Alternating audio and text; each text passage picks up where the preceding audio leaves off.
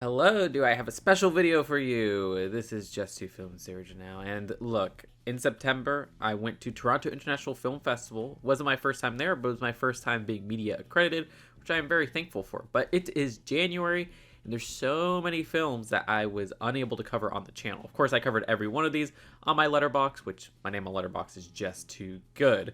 But I was like, hey, let's give the video side of Just Two Film coverage on each of these, and I'll kind of rank them. I have a ranking on my letterbox already, so we'll start with my least favorite, which is the Napa Boys. Now keep in mind, a lot of these movies you are unable to watch at the moment, but a lot of these you are also able to watch if you're, at least in the US, there's digital releases, and there's been theatrical releases for a lot of these. But a lot of these are getting theatrical releases this month and next month. This is going to be a ramble video, so none of this is scripted. I do have some scripted reviews of these movies if you want to check them out on my channel, but I feel like this is just the easiest way to do a video like this, just covering these all. If you want more detailed, concise reviews of any of these, check out my letterbox, which is Just Too Good. Like I said, some of these also have some video reviews, which are more concise on the channel.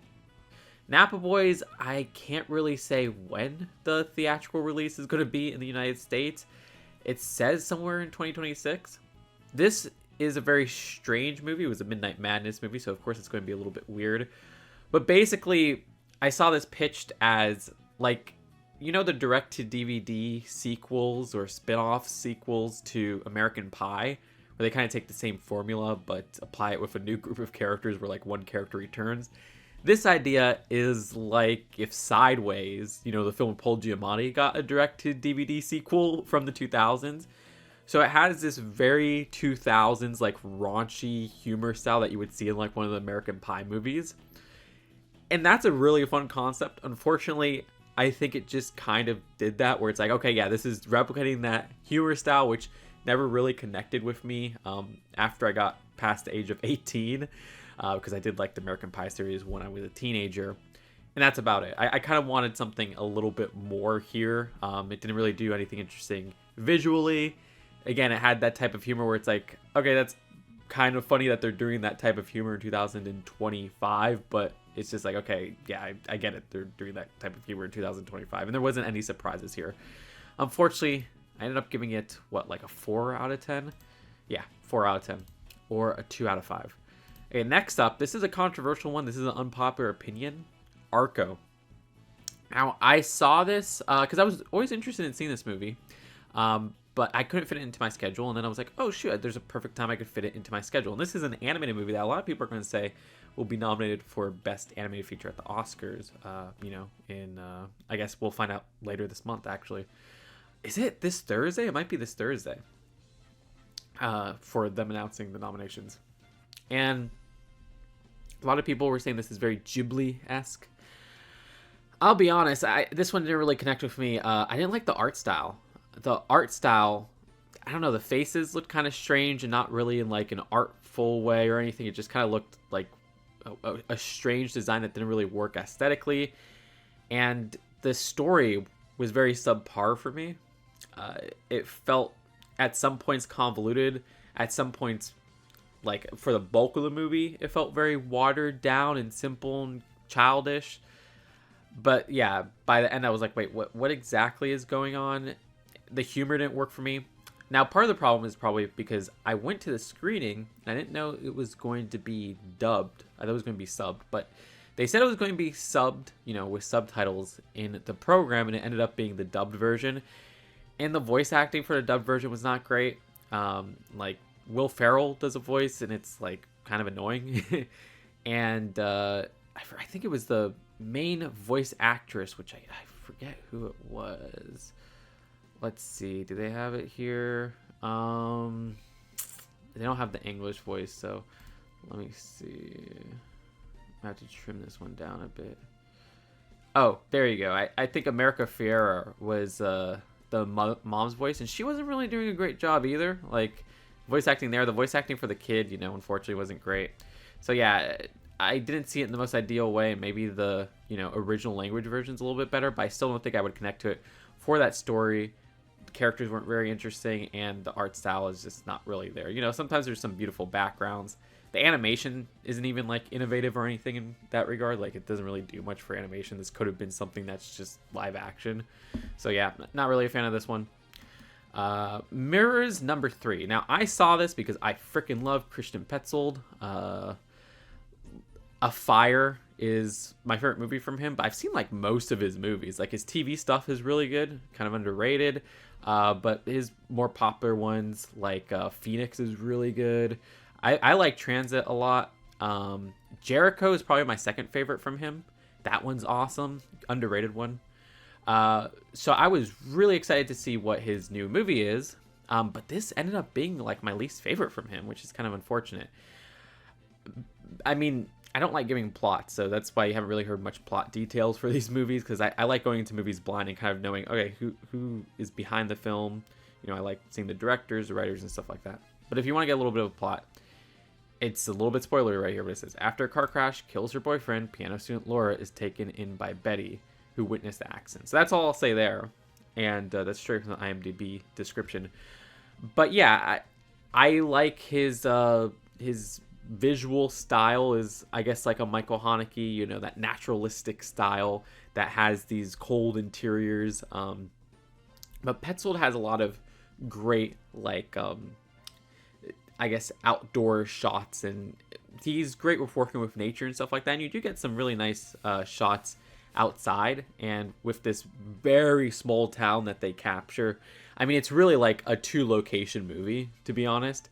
But when they maneuver around the house in this one other place, I was like, okay, I kind of like what I see here visually. But other than that, I wasn't really impressed by the visual style, because it just felt like the visual style of so many of his other movies, where, like I said, it is that kind of like cold, calculated interior style.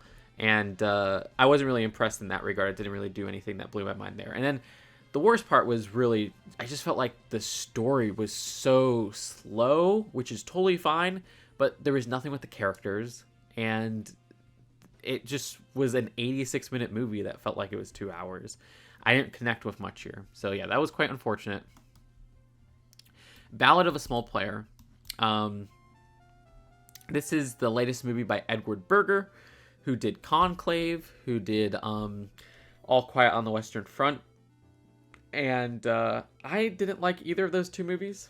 I know, another unpopular one. I didn't like Conclave. I just felt like, okay, while there's some nice visuals here, I really don't connect with the story that's going on here, and I don't connect with the characters. But when this came out, I was like, oh, is this going to get like a Best Picture nom and everything? But no, it got panned. And honestly, I like this better than Conclave. I like this better than All Quiet on the Western Front. Was it good? No, not really. I'd still give it like a 5 out of 10. It's kind of mid for me. But this is about like this guy who's an excessive gambler, and he's kind of just lost in life. But what I liked compared to those last 2 that I was talking about, Conclave and All Quiet on the Western Front, it didn't take itself too seriously. It still kind of had a strange visual style. But yeah, it had this edge of humor that I'm like, okay, Conclave, while it did have little tiny moments of humor here and there, it was like so up its own ass. And I barely remember All Quiet on the Western Front. So I liked the levity of this movie compared to those 2, while it had the strains with the visual style and things like that. But yeah, you know, a good Colin Farrell performance can only go so far, because I still found the bulk of the story here just very boring, you know, and the characters themselves not interesting either. There's like a Tilda Swinton performance that was fun as well, but it just was like, okay, I have nothing to attach to on a writing level here. So yeah, ended up being pretty dang boring and forgettable. All right, Wake Up Dead Man. This is one that I did review on the channel. Another unpopular opinion. I just felt like this was like the last 2 Knives Out mysteries. Personally, this one, I didn't really find the mystery intriguing, which I feel like that's like a necessity. I liked Josh O'Connor's performance in here. I thought that was good. You know, Daniel Craig's always fun in these movies, but yeah, I didn't really find this to be shot too interestingly as well. This felt like a Netflix original movie that was at a much smaller budget than the last 2, oddly enough. So yeah, and it was nearly 2 hours and 30 minutes, and I definitely felt that. You know, it still had some funny moments here and there, and yeah. Rental Family. So this is about like an actor who takes up a job as a rental family, I guess agent might be a good word for it, where he like fills in for like, say there's a mock reenactment of something, or there's a wedding and they need somebody to be like a placeholder in the wedding or whatever. That's like a tertiary character in that regard, or it could be the father of the bride or whatever. And that's a real thing that happens in Japan, which is fascinating from this Western perspective. But I have seen that explored in other movies. Like I know Werner Herzog did a rental family movie. This one was fine. I mean, it's a movie that your parents would probably love. I know my parents would like this one, like my mom would. And it was just kind of like very tropey in the stories that it landed with. Like I liked seeing the rental family business, but very quickly it settles on like a few specific rental family scenarios, and all of those felt incredibly tropey, and there wasn't much interesting in any of its writing. How it was shot was very, I guess, lacking in personality. Though I love how Japan looks. I mean, I've been to Japan before, and sometimes they'll capture like some really nice aesthetic details of like the nature of Japan. Once in a while there'll be like a motivated camera movement. I was like, okay, that's fine, but yeah, it was an easy watch, but it's already left my mind because so much of the writing is tropey, and even like its presentation wasn't anything that was like very distinct. Brendan Fraser's pretty good in this movie. Unfortunately, I thought the lead kid was not great, which child actors are probably harder to get a good role out of than adult actors. You got to be careful with child actors and everything there. So I totally get it, but yeah, that didn't really help in my viewing experience. Junk World. This was another Midnight Madness movie, a very strange animated movie that's apparently like kind of a sequel to, I think it's called like Junkhead.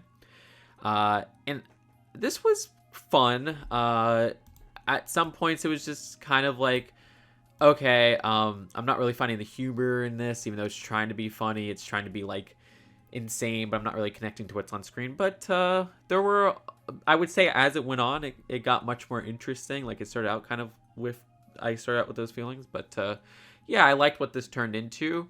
And it's a very impressive work from like such a small team of animators. And it is this stop motion design that I can't really compare to too many other films. So yeah, it was a pretty interesting watch. Okay, so this is funny. This movie was originally called Good Boy. It is not the Good Boy 2025 movie with the dog. That's a horror movie, but it is kind of a horror movie. They've changed the name, which I found out before shooting this video, to Heel. And I was like, oh my gosh, like you probably got more press than this movie ever would by having the name as Good Boy, sharing it with the dog movie. Like, I don't think there was a legal reason behind that or anything. They're kind of shooting themselves in the heel by changing it to Heel. Like, I think you should have kept that as Good Boy, because you'd probably get more people who watched it accidentally because of that. I'll be honest, I mean, I remember less of this than, say, Rental Family and things like that. But I think I like this more than the Rental Family movie, but not by much. I mean, it was kind of like this fine, horror movie in regards of like, oh, this is a horrific situation, not the traditional jump scares or creepy mystical things. No, it was relatively grounded. It was just a very crazy situation that could happen in real life. But yeah, I mean, the performances were fine. It was shot fine. It didn't have much personality. That's it. It's not like a distinct experience. And I like when movies give me a distinct experience. Sometimes it's like, oh, the scenario with this specific movie with Heel was like, okay, that's kind of a crazy scenario, but it didn't even go far enough. So I don't know. The more I think about this, the more I want to drop it to a 5 out of 10. Blue Moon. Okay, Blue Moon is the newest Richard Linklater film, which stars Ethan Hawke and it says Barbie Cannavale and Andrew Scott, but there's also Margaret Qualley in here, right? I'm amazed they didn't put her. This is about, let me see, Loren's heart struggle with alcoholism and mental health as he tries to save face during the opening of Oklahoma. I had to read that because these are like real people. You know, this is a playwright, or I guess somebody who writes musicals and everything there. I'm not too versed in that world, so all the specifics to reality are like new to me. So this was a single location movie that felt like an adaptation of a play, which, you know, fits kind of like that playwright theming, I guess you could say. And yeah, I mean, they navigate the space of the single location pretty well. I kind of like the character dynamics here, where it's like this is a washed up playwright where his partner is way more successful than him, and you just kind of see him be salty about it. That's fun. But it can only go so far for like this nearly 2-hour runtime. It definitely feels overlong. The Ethan Hawke performance is really good. It's a very distinct performance from him, and they like digitally make him shorter. I believe. I believe they said it was digital. But a lot of times it's just camera tricks, so that's fun. And Margaret Qualley is really fun in here, and I thought Andrew Scott was good. So yeah, good performances, kind of fascinating character dynamics. But at the end of the day, I wish it did a little bit more visually, and I wish it did something a little bit more creative with the overall story, because it ended up getting pretty stale pretty quick. The Mysterious Gaze of the Flamingo. So there's no trailer here. This is one that is actually on the Letterboxd video store right now. Now, this is about a very small Chilean mining town. And this young child's interaction as she's like raised by a group of transgender women, which is interesting. You know, I gotta watch all the trans films. As a transgender woman myself, I find, you know, the portrayal of trans people in cinema fascinating. And I thought that this was, you know, it was pretty good. In many ways, it kind of follows a lot of transgender art drama tropes that feel less distinct when it comes from people who are outside of the trans community, which I don't know too much about the director, so I don't know if they are not trans. I was reading up. I didn't see any indications of that, that they are trans. Like, they didn't mention it in their biography, but who knows? But it feels like the work with somebody who's not trans, not in like a way that looks down, but, you know, more of like there was a movie that I think was also from, or it was either from Chile or Spain, which is called like A Fantastic Woman, that was about like a trans woman. And it's like, oh yeah, like this stars like a trans woman, but you could tell there's maybe plays into some of those tropes that are, you know, present in a lot of other art drama movies. And the thing is with those tropes, I can't specifically name some of them because they're spoilery. But I'll just say in like many ways, it feels like it's really like not punching down, but like putting the trans people through misery, but also not having the perspective of the trans person as like the person it follows. Instead, we have this outsider's perspective with this little kid. And it's a very tricky discussion that in this off-the-cuff video, I'm not too prepared to have. I would say if you want more insight, check out like the Amelia Perez video. This is not an Amelia Perez, though. I think it's much more respectful of trans people. And yeah, I mean, it was interesting enough with its characters, and I thought the performances were good. And yeah, the trans people are played by trans people, so that's really cool. But I wish there was a lot more that it did narratively, a lot more that it did on a visual level, which you'll see is a recurring complaint with a lot of these movies in this ranking. But it's still interesting enough that I appreciated it, you know, and I thought it was a good enough watch. You know, it does feel a bit overlong, but yeah, solid 6 out of 10. Okay, The Christophers, new Steven Soderbergh, which I need them to add this to Cine 2 Nerdle, because I've been pushing for this connection from like different Ian McKellen movies and James Corden movies, but it never shows up. They haven't added it to that game yet. This was a fine Steven Soderbergh. I think I liked Presence and Black Bag more, which were his other recent works. I think the writer of this was like a writer on like Men in Black. So David Koepp didn't work on this, unlike Black Bag and Presents. Yeah, I mean it's about like this artist and how some people are trying to trick the artist to like get forgeries out of him. And he's like an ailing artist. He's very old. And that artist is played by Ian McKellen. Yeah, I mean, it's kind of fun in its visual style, where it's like this handheld style that has a lot of movement in this like interior that we mostly stay within. I find it more visually interesting than Blue Moon in that regard. But I wish it did, once again, more with its characters. There's some fun character interactions with that Ian McKellen character, because he is also pretty salty and bratty for his old age.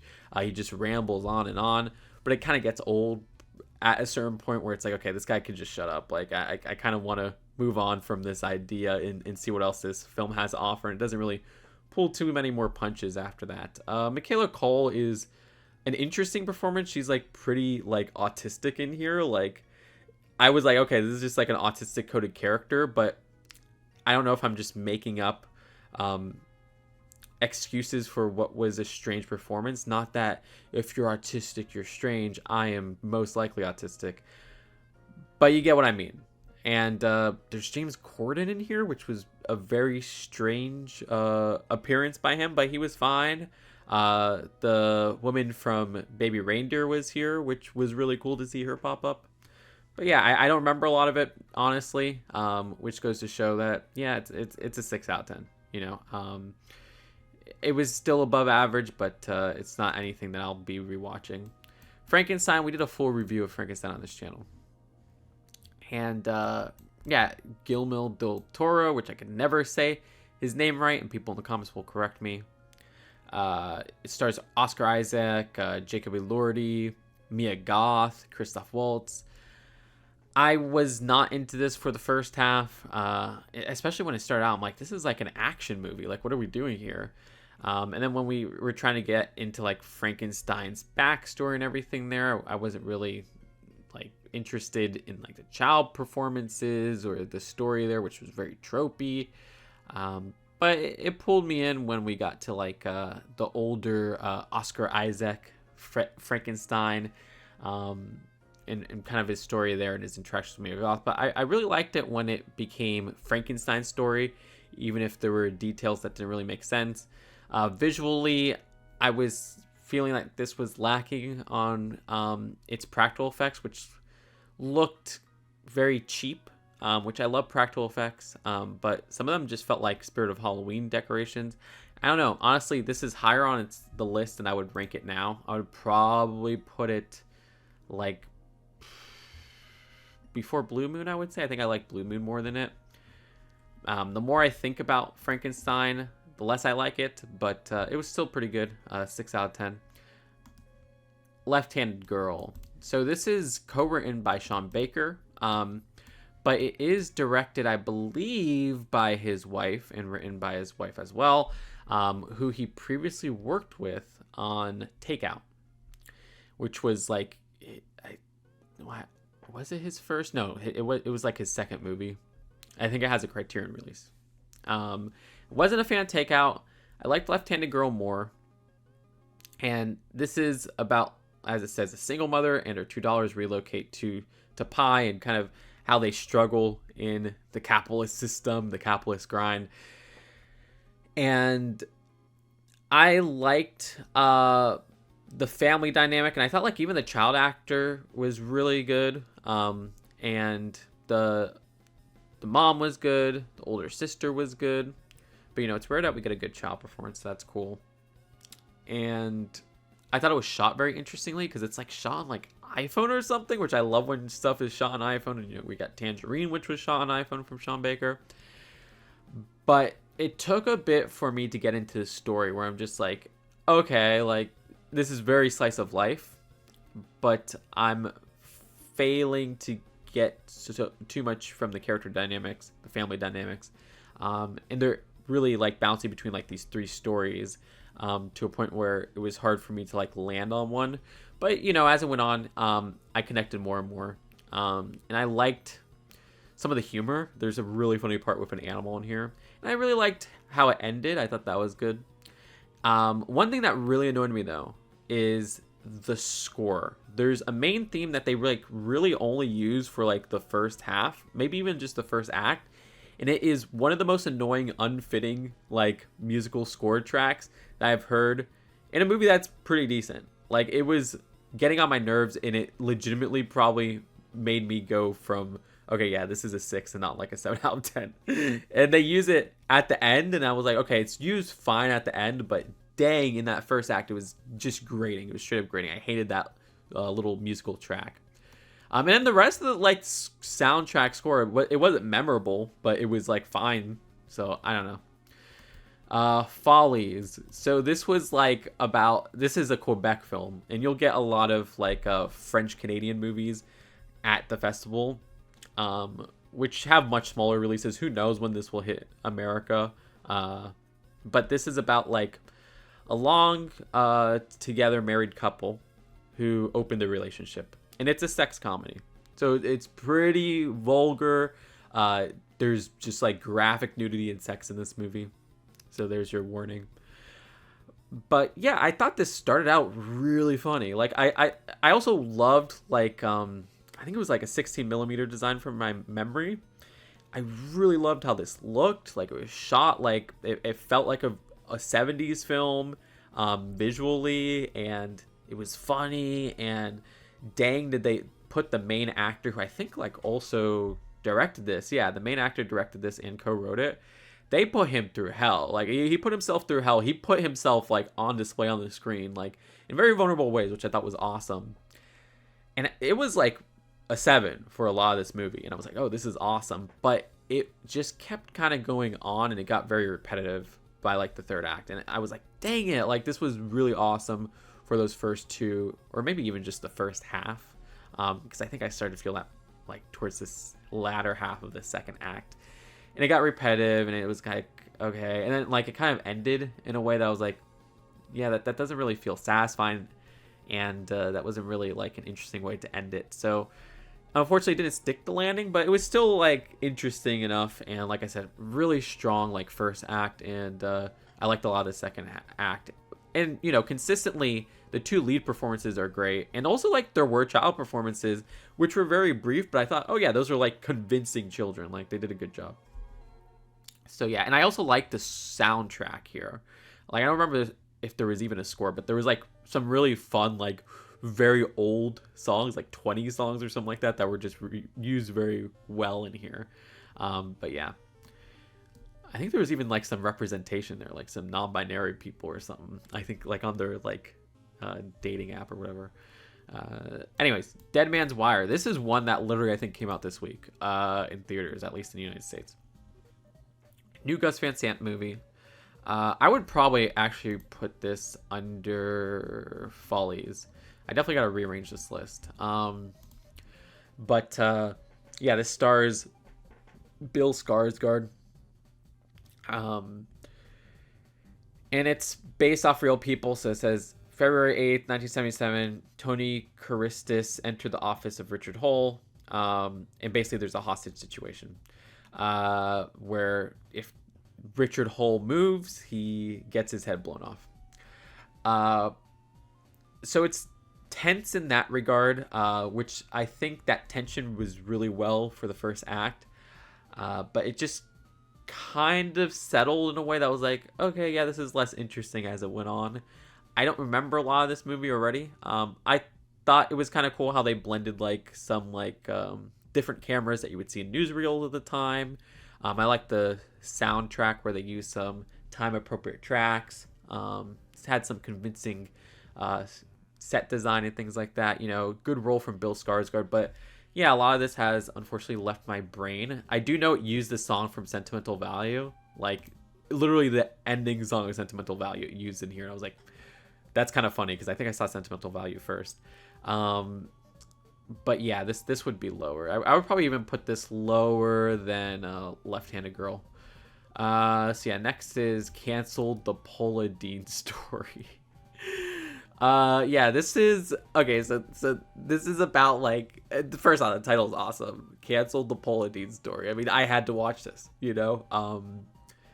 But this is about how, I mean, do I need to explain it? Like, it's canceled the Paula Dean story. But yeah, this is a documentary that it blends a lot of news footage, but we also have like an interview from Paula Dean herself and Paula Dean's children and people affected by Paula Dean and things like that. Because she was canceled for being racist. Apparently, that's how the story goes. But did that really happen? Did it not? You'll find out in the documentary. Yeah, I thought this was a really fun watch, and it was interesting. It had a good blend of, like I said, different media and things like that. That it felt visually stimulating, even if it at points was just kind of like a talking head documentary. They kept things like, visually interesting by using a lot of archive footage and things like that. And yeah, there were some interesting perspectives on display here that did challenge my preconceived notions on this whole story on Paula Dean's life. I was surprised at how much I enjoyed this, and I was engaged pretty much through and through. I just wish we had two things: more perspectives, especially for the people affected by her remarks. And also, I wish that we had more of like this decade in coverage for her like life and things like that, because they really speed run through the ending there. So yeah, I actually really like this, and I'd give it like a high 6, honestly. One of the better documentaries of the year.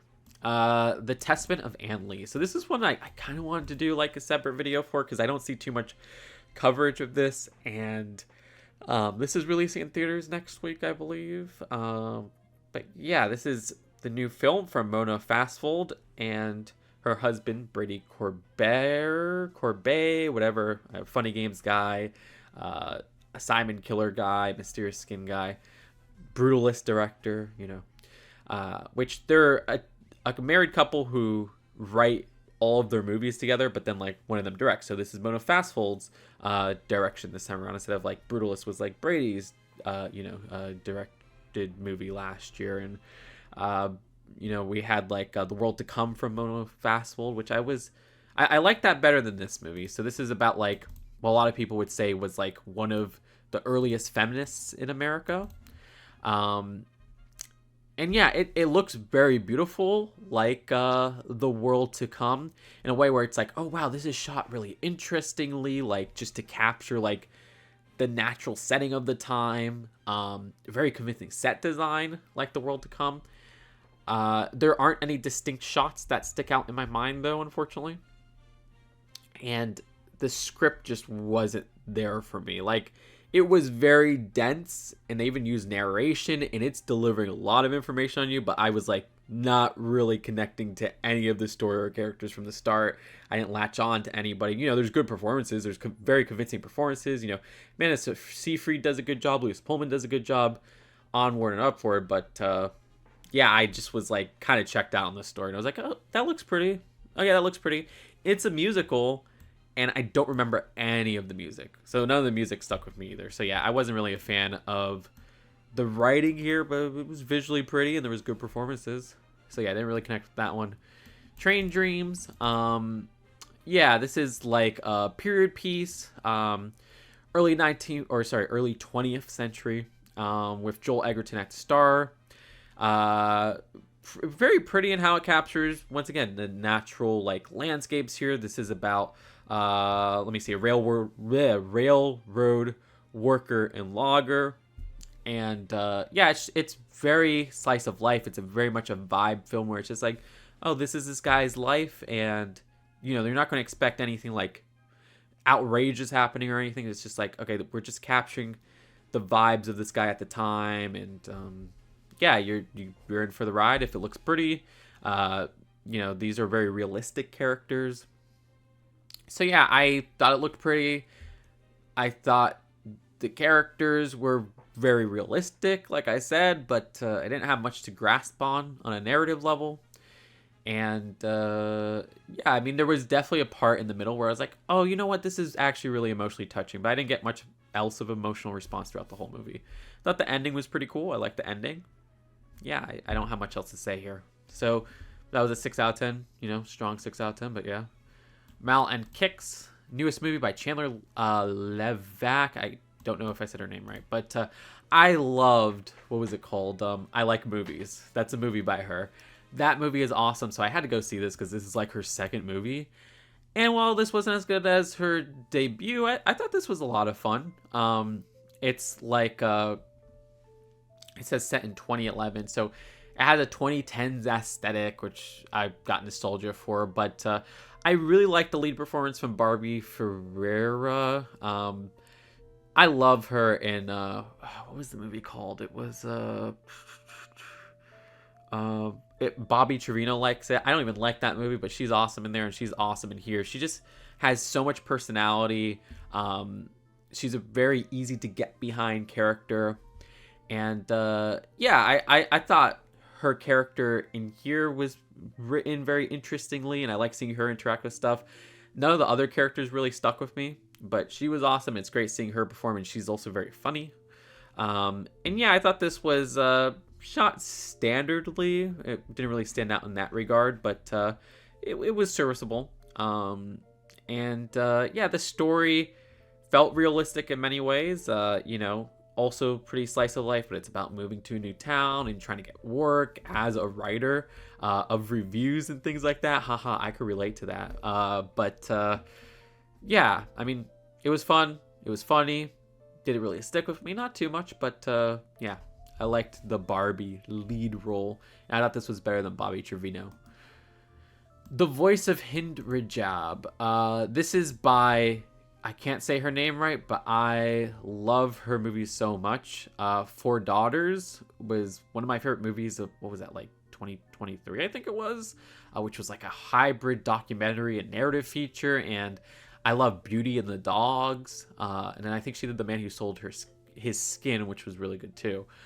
So this one is about like I was going to say Red Cross, but it says Red Crescent. So I got some of the details mixed up. But basically there's like an IDF, an attack by the IDF in Gaza, and this innocent like Palestinian girl is like trapped in the crossfire, and it's extremely sad, and it's based off of real events, and it's very time sensitive to, this horrific like situation that's going on in Gaza. So it does have a lot of importance to it, but importance doesn't make a good movie. To me, is it executed in an interesting way? Are the performances good? And honestly, yeah, the performances are fantastic. I thought this was directed in a very interesting way visually, and how it blended elements of reality with this recreation. And look, it is one of those, as I call, control room dramas. There was one this year as well called, it was the movie by, it's so I remember what, it's the movie by Catherine Bigelow. I forgot what it's called. Or there's, what is it called?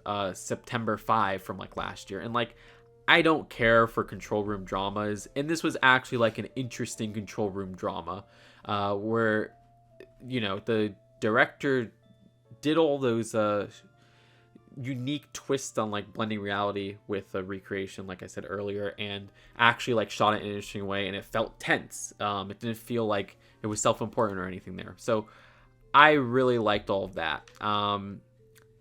At the end of the day, you can only do so much with a recreation here. So yeah, I'd give it like a strong 7 out of 10. But I really liked how this came out, and I don't know when it will release in the United States, but definitely check it out. A very important film, but at the end of the day, it's still a very interesting and sad movie, so get some tissues. The Smashing Machine. This is by Benny Safdie, one half of the Safdie brothers, and I keep seeing online people are like, okay, so the good Safdie brother is the one who did Marty Supreme, Josh Safdie, which this is post Marty Supreme, that I'm reviewing this, even though I saw this before Marty Supreme. And yeah, Marty Supreme is a better movie than The Smashing Machine. But Benny also did The Curse. So do not discount my boy Benny, because The Curse is like my favorite TV show ever. But this is performance by The Rock, which is why a lot of people are like, okay, can you do this serious performance? That's just the story of this UFC champion, Mark Kerr, who was like one of the earliest UFC superstars, I guess you could say. And so you see kind of like the growth of that sport, and the turmoils of dealing with trying to be the best at UFC. And it's very slice of life. I mean, apparently this is based off a documentary, which of course is based off a real person's life. And apparently it's pretty one-to-one with how it recreates the documentary. But there's some dramatic beats that feel natural for the most part. There's other beats that feel forced. I thought this was interestingly shot. There's a mix of cameras used that feel authentic to the time period. It navigates or blocks its actors and navigates like interiors really well. Yeah, there's definitely tension throughout the movie, but it's nowhere near, Marty Supreme or any of these other Safdie brothers properties where it feels like every movie and even TV show they put out is so tense and like sweaty. This one sure is sweaty, but it doesn't have the tension that I would expect, which is not a bad thing. It's always good to try something new, but I was expecting something for the climax. So honestly, the more I talk about it, I think I liked Hind Rajab more than The Smashing Machine. Now, speaking of tense, there's If I Had Legs, I'd Kick You. Now, this is by Mary Braunstein, who for the longest time I thought was the sister of, what's his name? Something Braunstein, but is actually married to Braunstein. Is it Ronald Braunstein? The one who did, who co-wrote Marty Supreme, co-wrote Uncut Gems, co-wrote Good Time, but also did Frownland, which Frownland's freaking awesome. However, Mary did Yeast. Yeast is like a mumblecore from like 2007 or something, or was it 2008? Awesome movie, very short. It has like Greta Gerwig. Go check out Yeast, please, please, please. I love that movie to death. And she didn't direct a movie since like whatever that came out. So that was like, what, 2008? And then like it's 2025. This is her second movie. It's like, what the heck? Like, that's such a big gap. But yeah, this is a lot of fun for me. But I keep hearing from people it's the most stressful movie ever for them. It is pretty darn stressful. I personally don't think it's as stressful as A Good Time or as an Uncut Gem or as a Frownland. Is it more stressful than Yeast? Sure. But yeah, this is just like the woes of being a parent. Like everything that could go wrong goes wrong for this lead character, who's played excellently by Rose Byrne. I think she does a fantastic job. Conan O'Brien pops up in here, and A$AP Rocky, and they're like really fun side characters. Yeah, it's not as humorous as I thought it would be going in, which is not a problem. So don't expect like a comedy here, but yeah, you'll be at the edge of your seat, I think. But I just was wishing it would go a little bit further. I was like, okay, this is building up to something, and I was like, oh wait, that's just kind of the payoff, which I guess I could kind of say with Smashing Machine too. I was kind of hoping for more with the tension and things like that, but it was still enjoyable and still very engaging. And yeah, there was a lot of shit going on here that was just going wrong, which I do kind of like that in movies. So yeah, and I thought it was shot interestingly as well. So yeah, cool movie. 7 out of 10. All right, now we're getting to the 8s. Butra. There's like nothing here. So this is about a lesbian Moroccan coyote and kind of like her life in Morocco and her life in New York.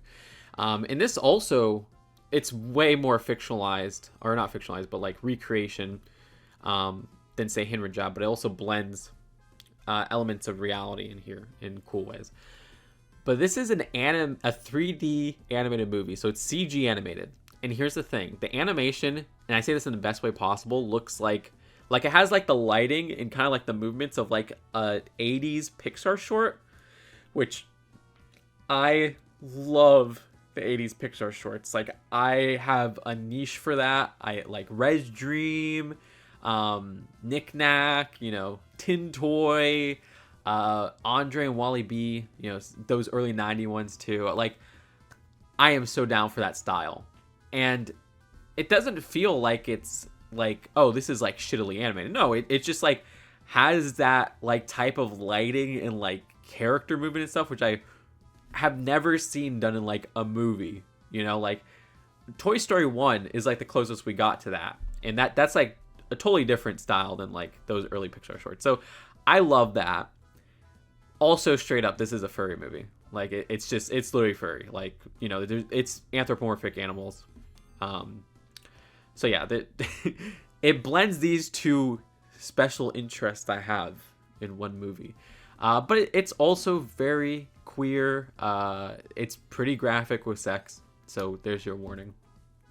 And it felt very realistic in that regard. Like the lesbian like relationship here feels very genuine, which is kind of something I don't really find in movies nowadays. I was like, wow, this feels a lot more real than, you know, queer movies that aren't animated. So I loved all of those aspects. I thought the story was engaging, like, and it was honestly emotional at points, and I love the sound design of this movie. Like, it had excellent sound design, which added to like a very real feeling to, again, these anthropomorphic animals just kind of roaming around town.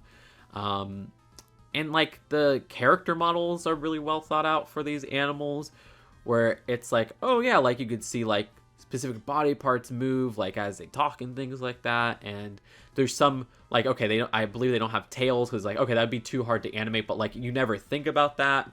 I really want to see this again. I love this movie. Yeah, and it's a very short movie. It's only 83 minutes, and it doesn't overstay its welcome. Awesome movie. I heard it got picked up by some distributor, but if you could find Butra in theaters near you, please check that out. Or if you're watching this in the future, go check it out on digital. Love that movie. It's my favorite anime movie of 2025. Roofman. I did a full review of this on the channel. But this is by Derek Chien-France. I'm saying his name wrong, but he did Place Beyond the Pines. He did what is it called? Blue Valentine, right? Yeah, because I always get that mixed up with Blue is the Warmest Color. And those are like pretty depressing movies. This is still like a crime movie, but it's a lot lighter. It's I'm not saying like very funny, like, oh, I was like dying of laughing, but it's a comedy in many ways, but it's like a light comedy, you know? It's not like constantly trying to make jokes or anything. It's just like, oh yeah, that's amusing and things like that. And it's a romantic comedy in that regard. So it's like crime, thriller, romantic comedy. And it blends all of those genres really well. There's genuinely interesting characters, like a really strong performance from Channing Tatum and Kirsten Dunst. Like, they do a great job. Lots of little bit roles from actors I love. Doing great performances as well, like Peter Dinklage, Emery Cohen from, you know, Place Beyond the Pines, but also recently Marty Spring. So it's really cool to see all that come together, but this also plays into some of my special interests, where they recreate the sets of like McDonald's from the time, because this is set in like the early to mid 2000s. They have a whole Toys R Us set that feels very accurate. So yeah, it does have that. But no, this is just like, it's a movie that it is very accessible. You could watch this with just about anybody, except like it is R-rated, so you know, don't watch it with your children. But it's a very easy to access story, but it's like genuinely like heartwarming. It's engaging. There's great characters, great performances. It just does everything right. Like it's shot interestingly. It has a great soundtrack. I really like this movie. I thought this was great. It's one of my favorites of last year, honestly. It was just an accident. Oh my gosh, this was an awesome movie by Jafar Panahi, who I have seen like Taxi and I think Mirror from him, if I'm not mistaken. Those are the only two I've seen, which I wasn't super into, but this was awesome movie. Iranian movie that is very tense. This one actually like made my palms sweat, and it's disturbing. I don't even want to show the trailer because this trailer is showing way too much. But yeah, this was extremely disturbing, and it's was also funny at points because there's just some hilarious like character dynamics that are just like, okay, wait, what is going on here? But don't expect this to be a comedy in any way. It says dark comedy. I don't know. There was definitely some dark comedic moments, but mostly it's like, okay, this is just like a tense drama. Like, oh my gosh. But it has a lot to say about the socio-political setting that it takes place in. And yeah, I thought it was well written. It didn't overstay its welcome or anything like that. Awesome movie. The ending is just incredible. Like, it's a shot that's still in my mind to this day. Yeah, shot really well. Like, this is also like very Haneke-esque, like very clean, like coordinated shots, almost giving me like Cachet vibes. And it has a similar vibe to Cachet. Like, Cachet is more serious. Like I said, there's like no comedy in Cachet whatsoever. This one has little bits of comedy, but this is a great double feature with Cachet, honestly, because it has a lot of hands-off like mystery to it that is like, you know, poignant and interconnected with its characters in such a natural way. So yeah, love that movie. Strong 8 out of 10. Love That Remains. This is by Hjulner Palmason. I might say that I think maybe I like It Was Just an Accident more than this now, but both are freaking awesome movies. Hjulner Palmason did Godland, which I know a lot of people saw. I haven't seen Godland, but I loved White Day by him. That's a fucking awesome movie. Check that out. So this is Icelandic. I believe it's an Icelandic movie. And this is like, I think, my favorite movie visually of the whole year. Like, it's shot in I mean, look at these freaking screen. Like, look at this. Like, it's shot in such a beautiful way of using the natural setting just like so well. And oh my gosh, like I absolutely love the movement of the camera and everything there. It's just so gorgeous to look at, where it's every frame is a painting, you know, like you could just take a frame from the movie and just hang it up on the wall. It's gorgeous. It's great color palette too. Love all of that. And yeah, it's a slice of life of like basically like the process of a divorce, but it's very light. It's never really like too serious, you know, and it's often comedic, almost in like a Wes Anderson like kind of like dry humor way. Very unique experience that I really liked, and I can't wait to see this again. I don't know when it releases in the United States, but I heard it releases sometime in February. Yeah, so just the most beautiful movie of the year. Also, the score is freaking like gorgeous. Like, I love the score. I believe it had like a lot of piano tracks in there that were just like beautiful stuff that fit really well. So yeah, awesome movie. Not for everybody because it is very slow. It is very slice of life. Don't expect anything outrageous in here. So maybe there are a little maybe parts that you wouldn't expect coming. But yeah, this is if you really want to just dive in and just like take in the atmosphere and look at something very beautiful and just kind of have a light story in the background. Like, this is a key to that, because yeah, I love this though. This was awesome. Surat. Oh my gosh. Yeah, this is one I should probably have paused some of these. Sorry if any of these trailers spoil anything, but this is just like, I would say, going blind here. I mean, thankfully the tagline isn't too spoilery here, but even that I would have just said just going blind. Awesome movie that like captures rave scenes really well, and like the score is like one of the best scores of 2025. Amazing performance from the lead and the supporting characters, even including like a child actor.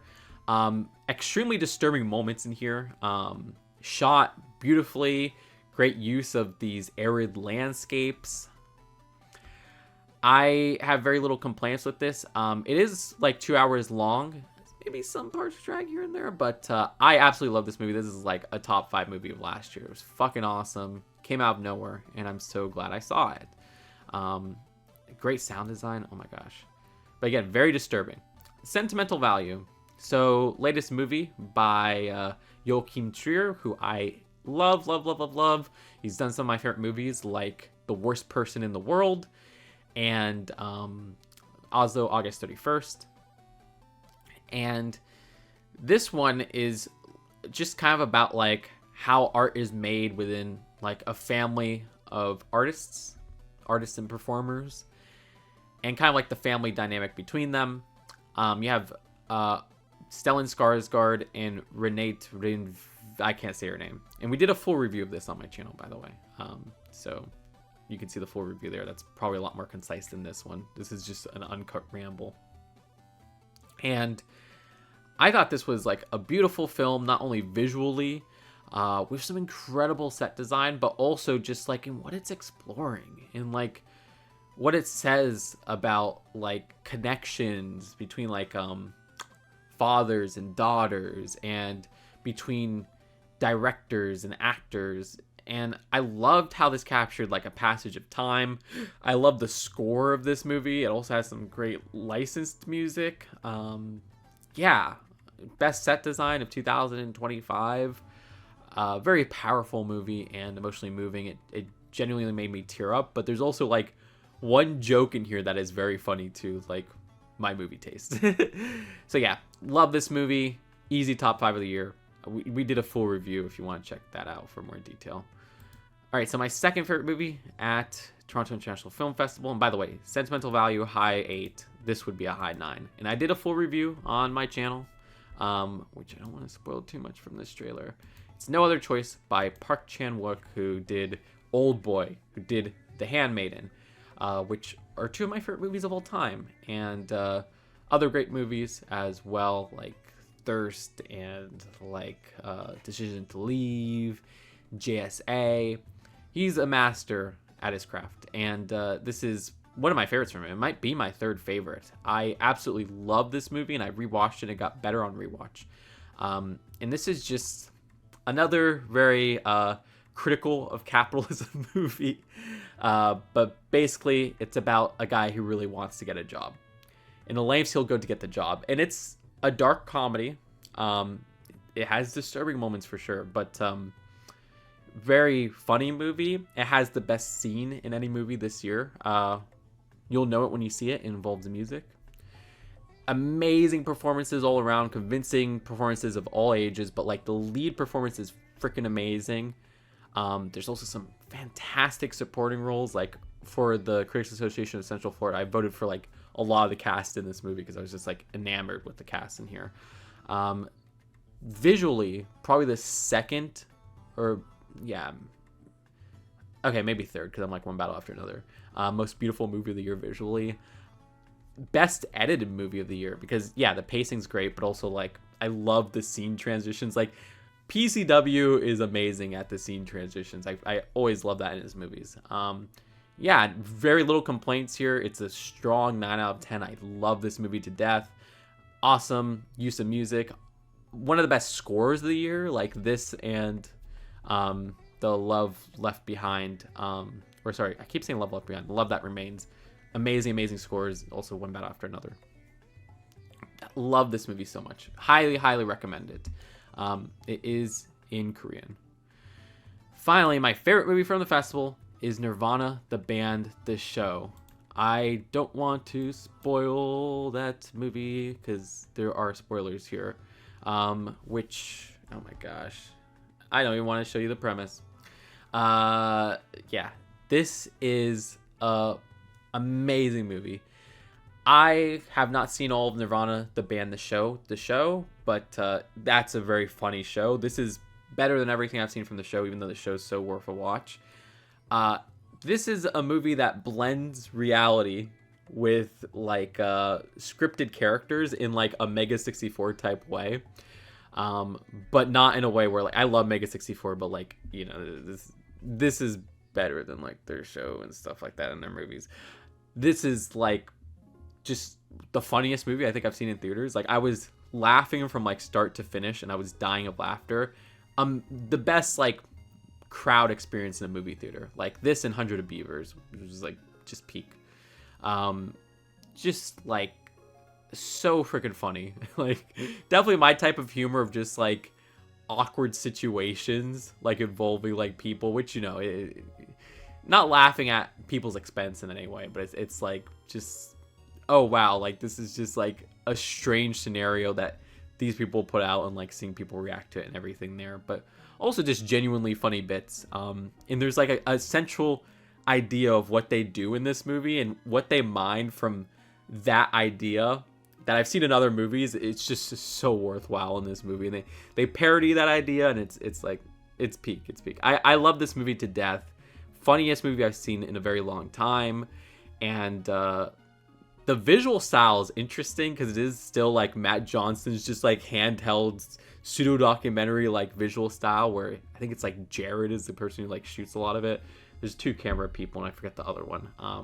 But Jared's in like all of his movies, and yeah, that makes it feel a lot more real. And like I said, there's real people in this movie. Like there's just like real people. They just shoot random workers and stuff and kind of just like mess with them, but not in like an annoying like, oh, it's just a prank bro type of way. Like in a worthwhile way. And yeah, love this movie. Funniest movie in a while. Best theater experience in a while.